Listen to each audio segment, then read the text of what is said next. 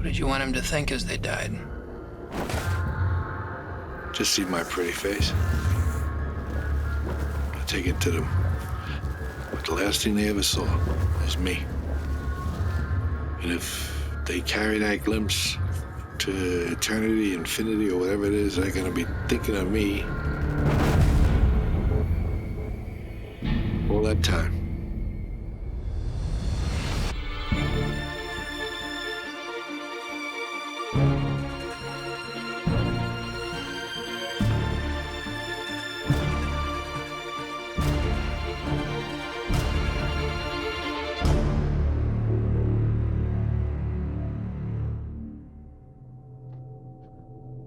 Welcome to Very Scary People. I'm Donnie Wahlberg. He was living a double life. He seemed like a quiet husband and father, but he was a vicious, cold-blooded killer. Richard Kuklinski was a part-time hitman and a full-time psychopath. His disturbing collection of murders was motivated by money, by rage, and sometimes by nothing at all. He was so skilled at killing and covering up his crimes that to this day, the true extent of his sins is unknown. So how did Kuklinski evade capture for so long? Even I can't believe the story you're about to hear. Here is part one of The Iceman.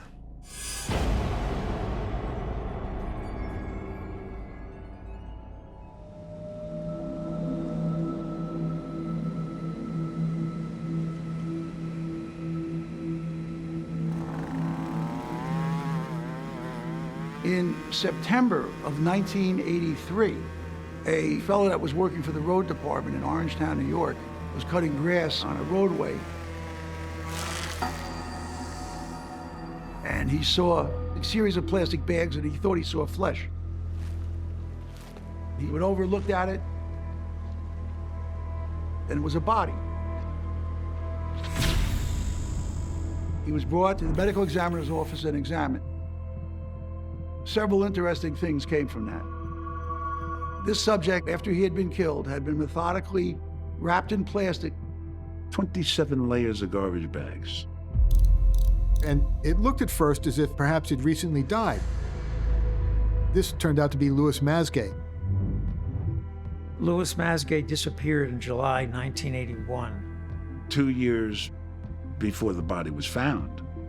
But he had the same clothes on that he disappeared in 2 years prior. They knew that this was pretty strange. Even more interesting is they found what they termed as ice crystal artifacts, which indicated that he, in fact, had been frozen. In the hope that the time of death would be not known. Later, we were able to establish that Mr. Masgay had been taken to a garage in North Bergen, New Jersey. That garage, we believe, was a killing ground.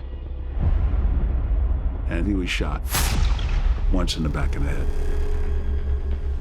Then took his body and placed it in a freezer where it remained for approximately 2 years.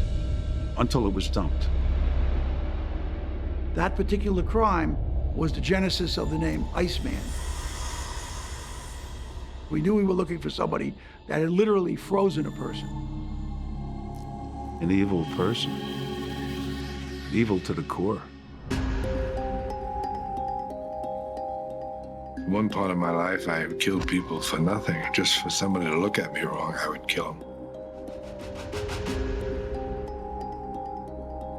From what we understand, Kuklinski got a job working in a film lab in New York City where he was dealing with videotapes and making duplicate copies, and he also segued into making copies of pornographic films. He met a man named Roy DeMaio through the underground pornography industry.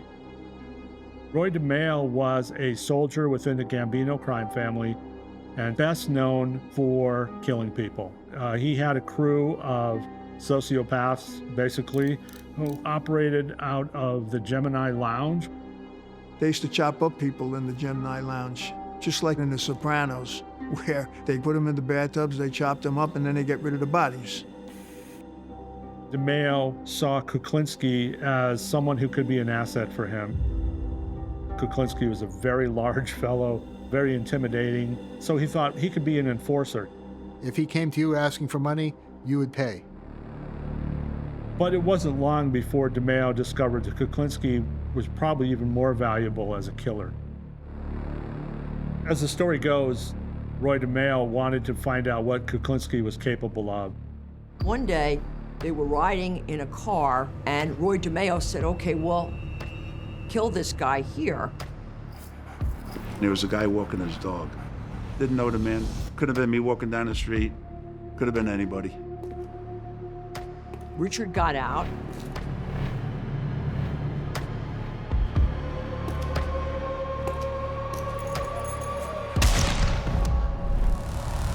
He shot this man, and at that point, Roy DeMeo knew that Richard had essentially what it takes. And that's how Richard got into the business of murdering people for profit. From that point, from there, he launched a career being what he represented as one of the most prolific mob killers.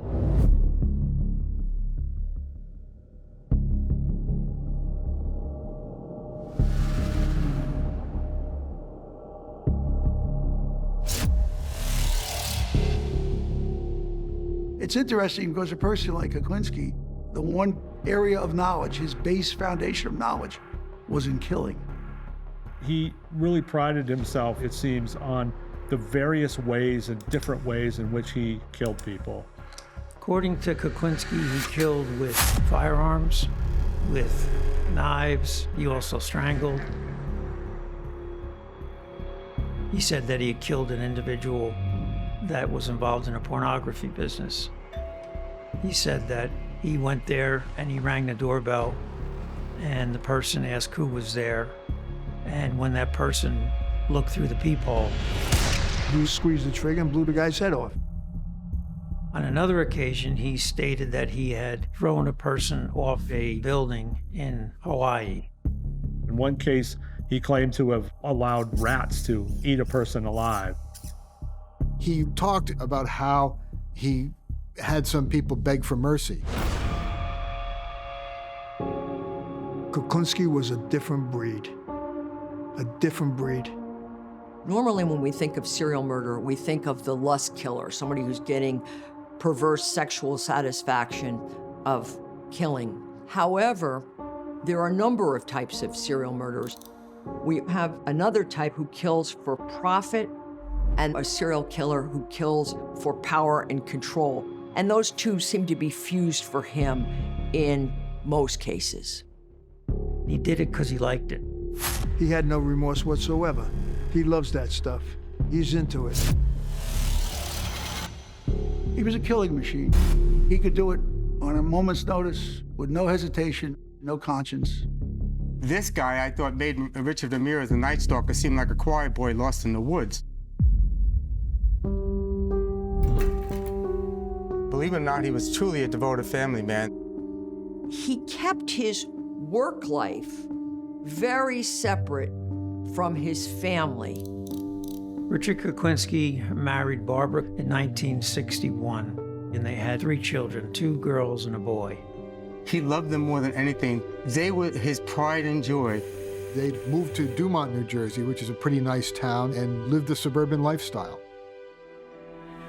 None of his neighbors had any clue who this guy was who lived next door. He was a Dr. Jekyll and Mr. Hyde. He had a duality that is very, very, very rare. He could be the nicest, sweetest, giving guy, a good neighbor, somebody you want to live next door, and the next minute he could be slowly torturing somebody. His wife, Barbara, told me she really didn't know too much about what he did. I think she knew him as a businessman. I don't think she knew much more than that.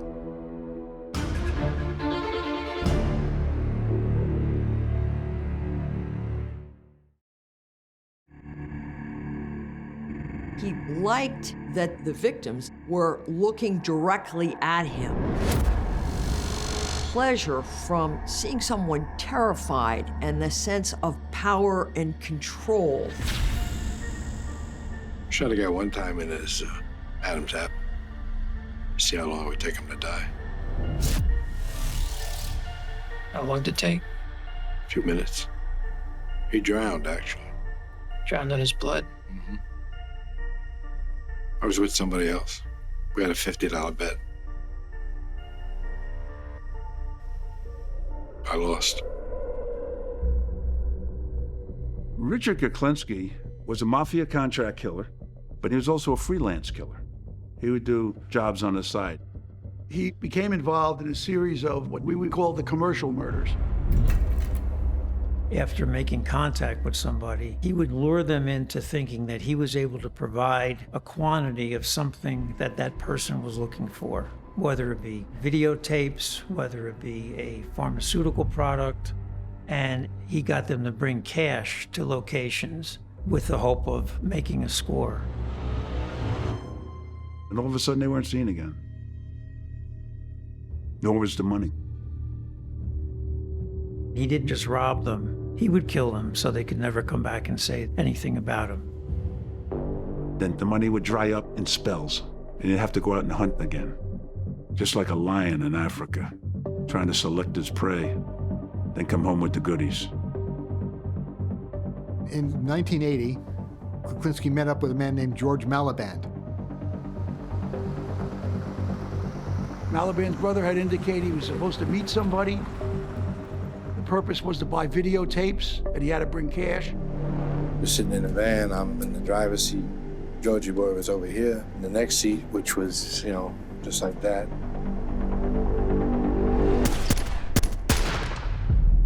And I went pop, pop, pop. And then I went pop, pop. He was shot by Kuklinski. His body was taken and it was put in a 50-gallon drum. Kuklinski couldn't get his body into the drum because Malaband was a large male, and he cut his legs, the ligaments, so he could bend his legs and stuff them into the drum. And then he tossed it from a cliff.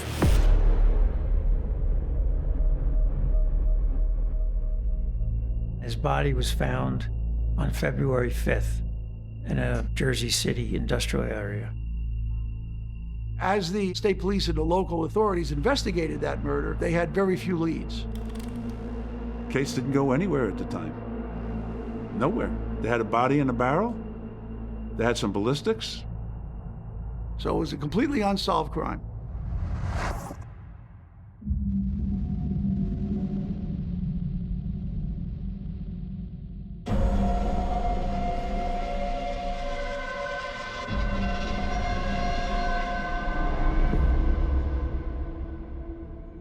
You have said of Richard, there were two Richards. I never knew who'd be walking in the door. He could be generous to a fault or the meanest man on earth. Tell us more about that. That's true. He was kind, considerate. You know, he would have done anything for all of us. Very generous gifts and flowers and the best dinners and nice wine. But when whatever twisted him, whatever happened, it didn't matter how good those times were, because the bad was so bad. And he abused you physically? He certainly did. What did he do? Stabbed me, broke my nose, lost consciousness many times, strangled me, would wake up, you know, 2 o'clock in the morning with a pillow over my face, and he would tell me that he decided that was the day I die. So the idea that he may have killed you was not outside of the realm of possibilities? Absolutely not. Merrick, he talked to you about that. What did he say? He had said that if he ever went too far with Mom, Killed her. right, that I would have to understand that he would have to take care, you know, get rid of all of us because he could leave no witnesses, and that it would be hardest. He'd have to kill you. And how old were you when he told you this? That was probably about 14. Your father said, if I accidentally kill your mother in a fit of rage, I'm going to have to kill you too. But that could have happened at any time during the rages, that he could have slipped and killed any of us, all of us. And you Yeah. accepted that? Well, at times that might have been easier. There was no choice. What was the choice? What did you think of your father? Merrick and him were very close. I was not close with him. I protected my mother, and that was where my alliance laid. Merrick, you made excuses for him? For his behavior at home? I don't know if it was excuses, per se, but I think that I tried to make him see different, to try to calm him. And so my role was to try to keep him happy, right, to keep him calm so that the outbursts were less. Good dad was always overshadowed, that bad dad could be there any second. We had to be the perfect family, smiling. That's the difference. When he was around, we had to smile. We were born into this, and this was normal life for us. This is what home life was all about. We didn't know that our friends didn't live like this. In his own sick, weird way, he loved them more than anything. They were his pride and joy. The only time I ever got any emotion out of him during all the many hours I spoke to him was when he spoke about his family, his dear, profound, twisted, sick love for them.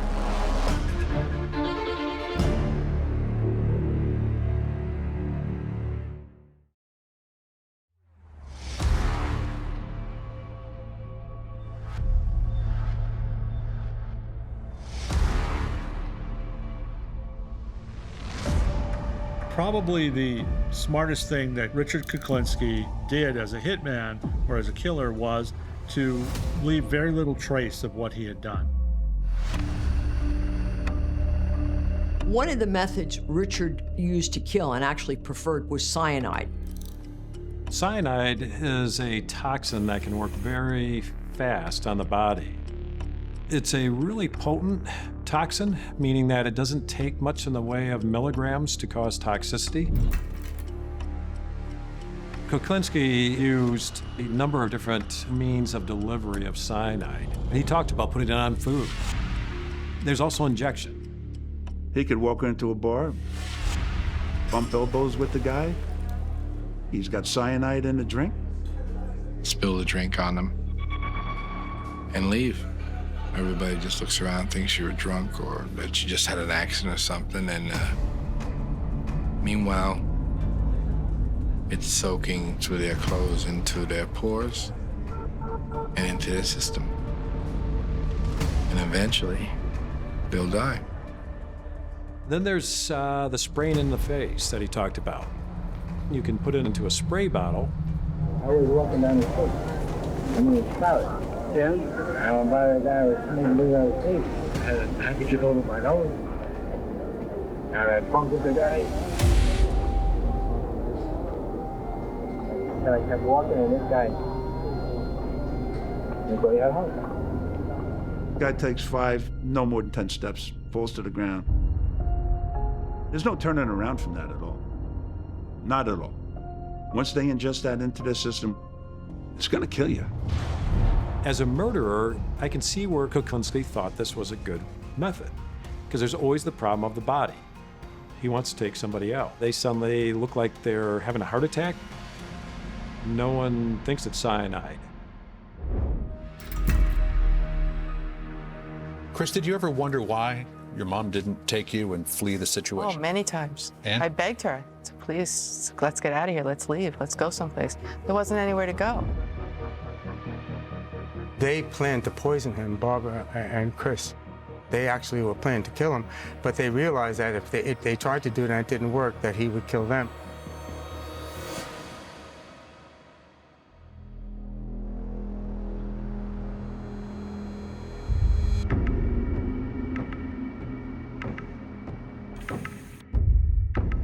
Paul Hoffman was a pharmacist in New Jersey. At the time, the drug Tagamet was very popular and was being ordered in large quantities by a lot of the populace. It was a very expensive drug. Hoffman wanted this drug that Kuklinski said he had.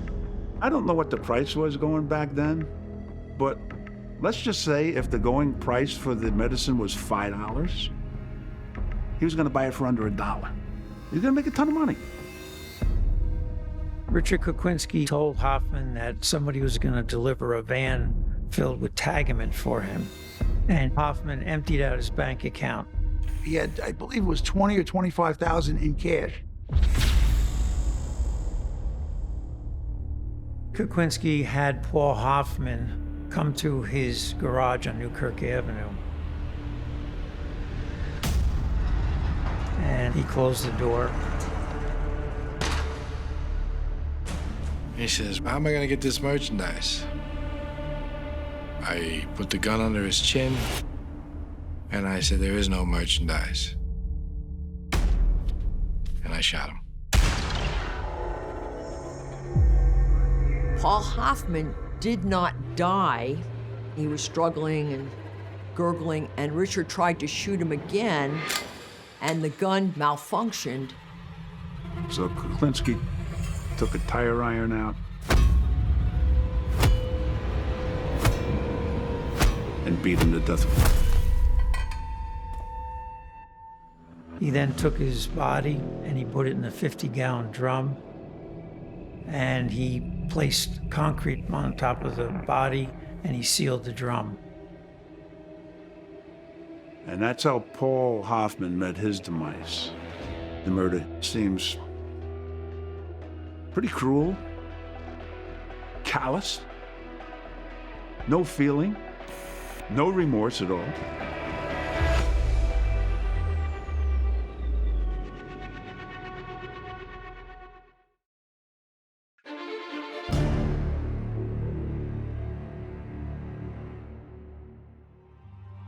Welcome back to Very Scary People. By 1982, police say Richard Kuklinski had killed 3 men in New Jersey, George Maliband, Louis Masgay, and Paul Hoffman, as part of what was dubbed his commercial murders. The murders were committed and the bodies dumped in 3 different jurisdictions. And though Kuklinski was thought to be the last person to see each of them alive, these killings were unsolved and unlinked for a long time. But all that was about to change. In the 1980s, Kuklinski began working with a small crime ring in the northern part of New Jersey. They were doing house burglaries and stolen cars and stuff like that. Richard Kuklinski was the boss. Underneath him was Percy House. 2 of the more productive of his crew, if you call it that, were Gary Smith and Danny Deppner. I had 40 house burglaries in a 3-county area. And I had an informant with me that was part of the crew. I said to him one day, where's all these proceeds going to? He says, you don't want to know. I said, why don't I want to know? He says, because the guy running this whole thing, if he finds out that you're onto him, he's coming after you. He said, he is the most vicious person I've ever seen, I ever heard of. All he has to do is look at you, and you feel like running for the hills. I said, give me his name. I want his name. He gave me the name Richard Kuklinski. After time, there was enough evidence to indict several of those individuals on several charges regarding stolen property, including Gary Smith and Danny Deppner.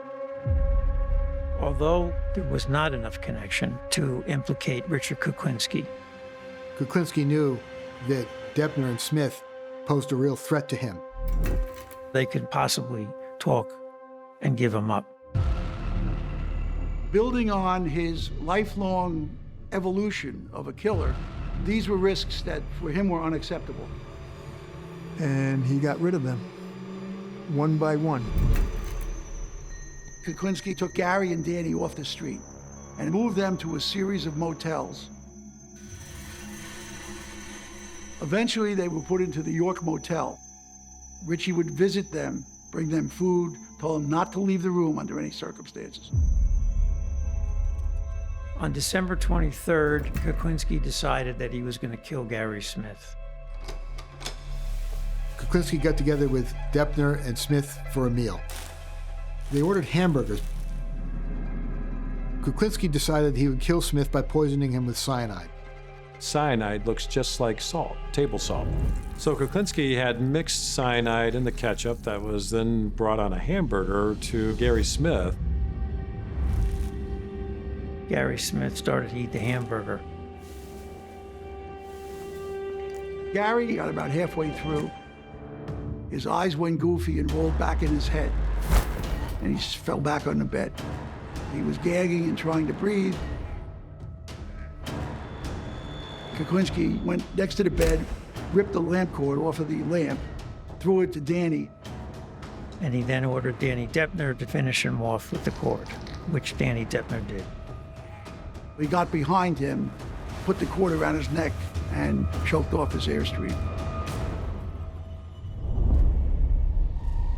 Gary Smith's body was then placed under the mattress in the bedroom of the hotel, and it remained there for a number of days. The room was rented out to several guests several times who had no idea that this guy's corpse was underneath it before the odor finally got the hotel staff to find it and call the cops. There was decay that had occurred, and so the body had actually turned the skin dark in color to the point that they thought it was an African-American male initially. Kuklinski knows that there's someone else who has to be eliminated from the case, and that's Mr. Deppner. In May of 1983, Danny Deppner's body was found up by a reservoir in the woods and wrapped in multiple layers of garbage bags. When I got to the scene, I remember saying to myself, "You son of a bitch, I'm gonna get you now. Come hell or high water, I'm gonna get you." And that's when I started to zero in on him. We found 3 reports. They were sitting in like a dead file, going nowhere. Hoffman, Mascade, and Malaban. The police made the connection that Richard Kuklinski appeared to be the last person who had been seen by these 3 men who subsequently were murdered. When I discovered that, I go, oh, wow. How many people did this guy kill? They didn't have anything that linked Kuklinski to these cases for sure. Given that Kuklinski was pretty experienced as having been a mob hitman, he knew how to cover his tracks. He was very careful about making sure nobody would ever find out what he had done. They had a lot of disparate crimes, and because Kuklinski was actively working to eliminate evidence, and it was still lacking with proof beyond a reasonable doubt. They needed to find a way to link Kuklinski to all these different murders. They needed direct evidence. They needed to hear from Kuklinski himself how he murdered these individuals.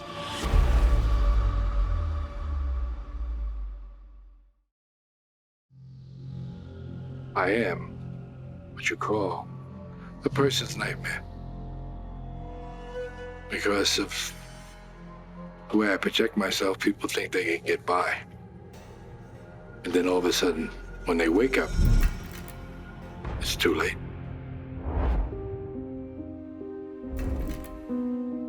One of the dynamics we look at is how did Richard get into this business of being a killer? What was the template upon which this mass murderer was formed? Well, basically, Richard was a severely abused child. Richard Kuklinski was born April 11th, 1935, in Jersey City, New Jersey. Kuklinski had 3 siblings. They were Florian, Roberta, and Joseph.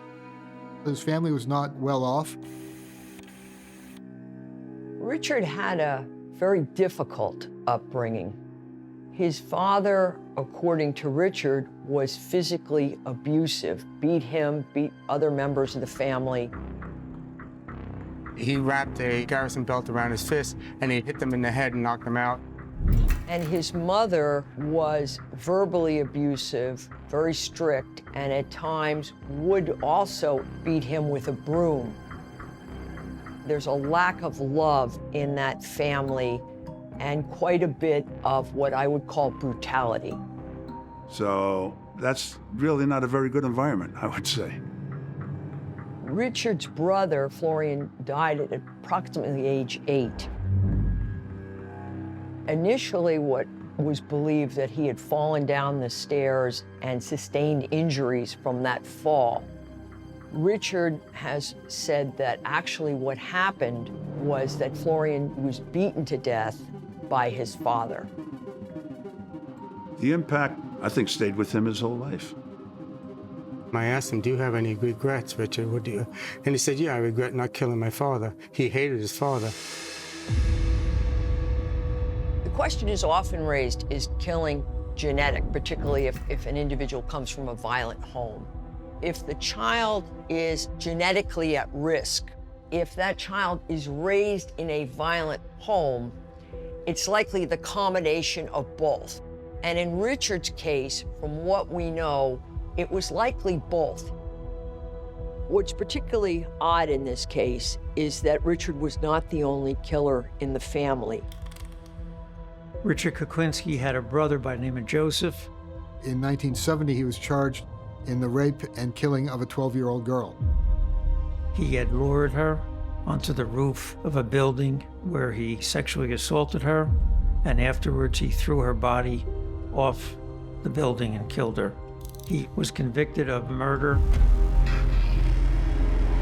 When you have violence in the home, it can create the dynamics that can lead to violent behavior, and in a very small percentage of cases, it can also lead to killing. In this case, clearly that rage could propel someone to kill or to explode under certain circumstances.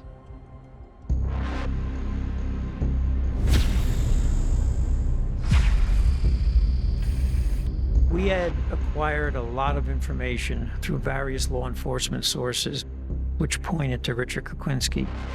The problem with it was there wasn't enough information to arrest him. The idea that was suggested was maybe, just maybe, we could have an undercover pose as another criminal. To build evidence that would support a prosecution. When the investigation of Richard Kuklinski needed an undercover operative, they went and got Dom Polifrone. If there was a Mount Rushmore for undercover agents, Dom's face would be carved in the granite. Dominic Polifrone was a decorated federal agent that has successfully infiltrated major mob families in New York. I worked all organized crime, 5 families in New York before I came over to New Jersey. I had a lot of experience. I spent 15 years in the streets. He could talk the talk, walk the walk.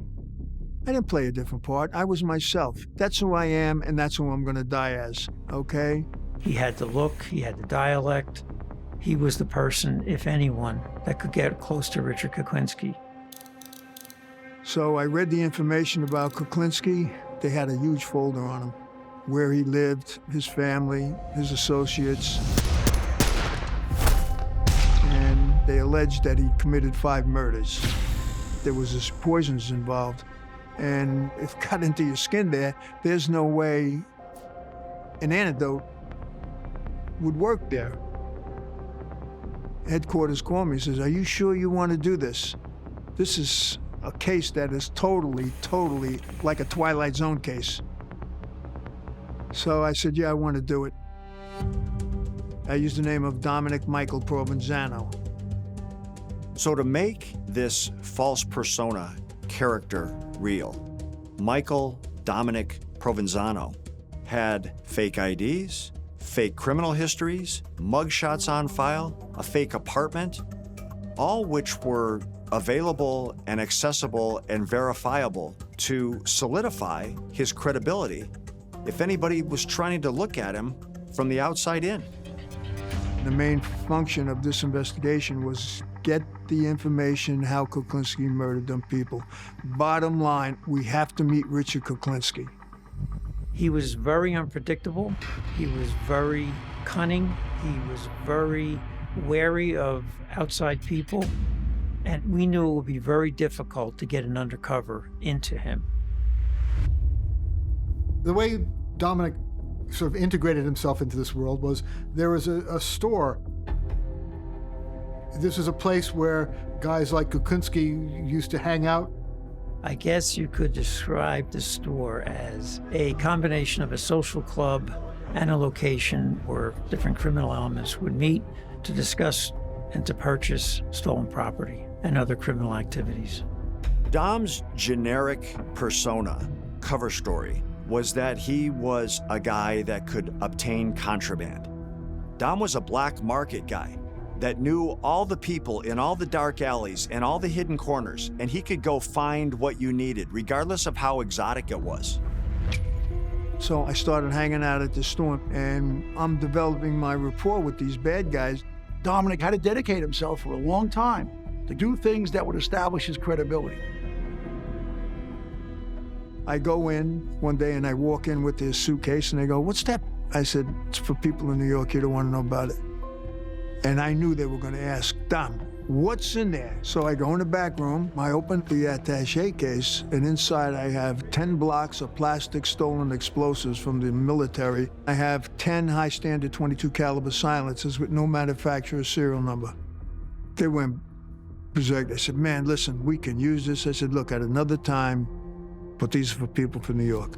I knew word was going to get out that I can get anything. One day, in September of '86, the phone rings at the store in Patterson. And they say, "The big guy wants to see you."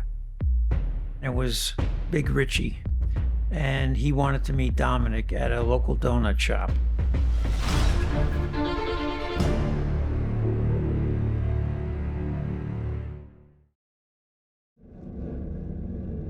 Richard Kuklinski claimed to have killed 100, 200 people. We simply have no idea. It's been very difficult for investigators and journalists and experts to track down the actual evidence to support a lot of those claims. Did you ever let anyone go for whatever reason? Did you ever decide to let someone go? Yes. But then I thought better of the idea and shot him anyway.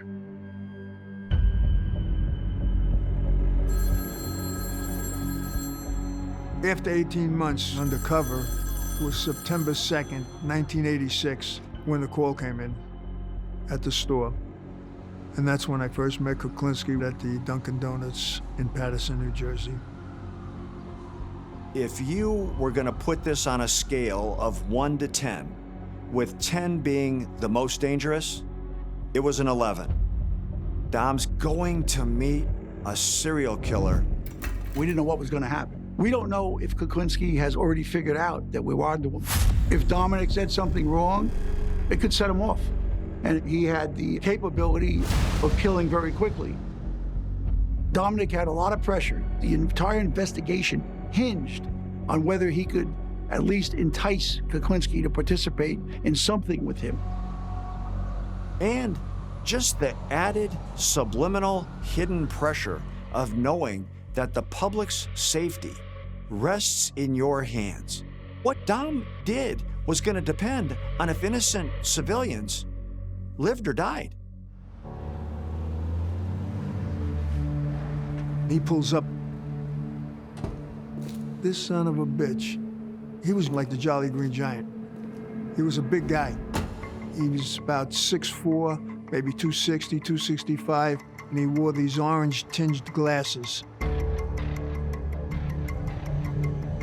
We go into Dunkin' Donuts, and we sit down, and we're just talking generalities.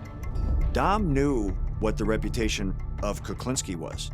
Kuklinski believed he knew what Dom's reputation was. There was no purpose in Dom creating an intimidating presence for Kuklinski. He's trying to warm the guy up, not drive him away. But how do you do that and still maintain your credibility and not be a puppet for this guy? Richard was trying to likely size Dominic up and to see if he was someone that could be trusted, someone who was skilled. He says, "You do coke?" I said, "No, I don't do coke." He says, No. What do you get a kilo for?" So I said, probably at that time was about 30,000 a key. He says, "Well, I can get it for 28. I said, "Well, then you should go with your guy." He goes, he says, "I know it's a good price, but I don't know if I can trust him." I look at him, I said, "You're an idiot. You don't trust him, but you don't deal with somebody you don't trust." Dom makes a pretty bold move in challenging Kuklinski. He's calling out one of the most dangerous men on the planet. And he's basically saying, "You're a fool. You're crazy. You're doing narcotics deals with someone you don't trust?" Well, let me tell you something. For 5 seconds, he looked at me like he was grabbing my soul and saying, "I'm gonna rip your heart out. Nobody talks to me that way." And he's looking at me and I'm looking at him. It was the longest 5 seconds you can imagine.